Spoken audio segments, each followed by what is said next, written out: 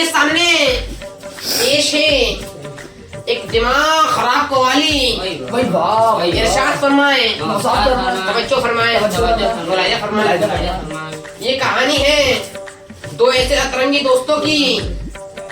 पहले शायरी हो जाए जी पहले शायरी फरमाइए। शायरी क्या सुन लीजिए। इरशाद फरमाए, इरशाद फरमाइए। कि जंग में बंदूक का निशाना जरूरी है। बंदूक का निशाना जरूरी है। जंग में बंदूक का निशाना जरूरी है।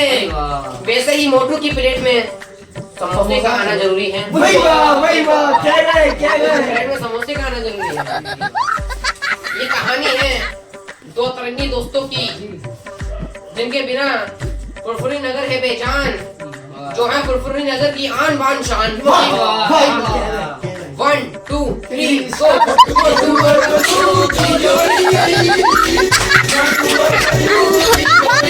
Alright, here, let's click on